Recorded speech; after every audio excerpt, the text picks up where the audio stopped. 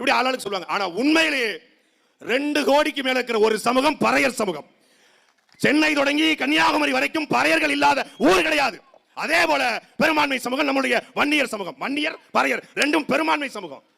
ஆனால் பெரும்பான்மை சமூகமாக இருக்கக்கூடிய ஆதி தமிழ் குடி பறையர்ல தமிழ்நாட்டு அமைச்சரவையில் எத்தனை அமைச்சர் சமூக நீதி காத்த, சாதி ஒழிக்க வந்த, ஒடுக்கப்பட்ட, தாழ்த்தப்பட்ட கீழ்நிலை மக்களை மேல தூக்க வந்திருக்க சொல்ற எவனாவது ஒருத்தன் கேட்டதுண்டா? 2 கோடி பேருக்கு மேல நாங்க இருக்கிறோம். நாங்க இல்லாத ஊர் இல்ல. நாங்க ஓட்டு போட்டாதான் எவனும் ஜெயிக்க முடியும். ஆனால் எங்களுக்கு ஏன் ஒரு அமைச்சரை தவிர யாரும் இல்ல. அந்த ஒரு அமைச்சரும் 4 வருஷமா 4 முக்கில் நின்று அண்ணன் சீமான் கத்துறதுனால கிடைச்சது. அண்ணன் கோவிச்செழியன் அவர்களுக்கு திமுக இருக்கிற ஒரு நல்ல மனுஷன், உயர்கல்வித்துறை அமைச்சர். அது பொன்முடி தப்பு பண்ணதுனால அவருக்கு கிடைச்சிருச்சு. நாங்க போடல. வேற யார் இருக்கா? கிடையாது. தமிழ்நாட்டினுடைய ஆதி திராவிட நலத்துறையின் அமைச்சராக மரியாதைக்குரிய அக்கா கயல்வழி செல்வராஜ் இருந்தாங்க. அதை பறித்துட்டு மரியாதைக்குரிய அண்ணன் மதிவேந்தன் அவர்களுக்கு கொடுத்திருக்காங்க. சரி, அவரும் அதே பிற்படுத்த ஒடுக்கப்பட்ட சமூகத்திலிருந்து வந்தவர் என்பதற்காக அவருக்கு கொடுக்கப்பட்டிருக்கு. இப்படி ஆளாளுக்கு சொல்லுவாங்க. ஆனா உண்மையிலேயே 2 கோடிக்கு மேல இருக்கிற ஒரு சமூகம் பறையர் சமூகம்.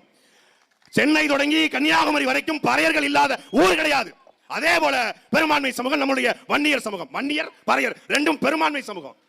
ஆனால் பெரும்பான்மை சமூகமாக இருக்கக்கூடிய ஆதி தமிழ் குடி பறையர்ல தமிழ்நாட்டு அமைச்சரவையில் எத்தனை அமைச்சர் சமூக நீதி காத்த, சாதி ஒழிக்க வந்த, ஒடுக்கப்பட்ட, தாழ்த்தப்பட்ட கீழ்நிலை மக்களை மேல தூக்க வந்திருக்க சொல்ற எவனாவது ஒருத்தன் கேட்டதுண்டா?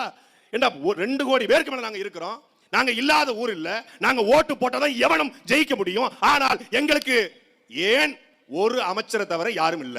அந்த ஒரு அமைச்சரும் 4 வருஷமா 4 முக்கில் நின்று அண்ணன் சீமான் கத்துறதுனால கிடைச்சது. அண்ணன் கோவிச்செழியன் அவர்களுக்கு திமுக இருக்கிற ஒரு நல்ல மனுஷன், உயர்கல்வித்துறை அமைச்சர். அது பொன்முடி தப்பு பண்ணதுனால அவருக்கு கிடைச்சிருச்சு. நாங்க போடல.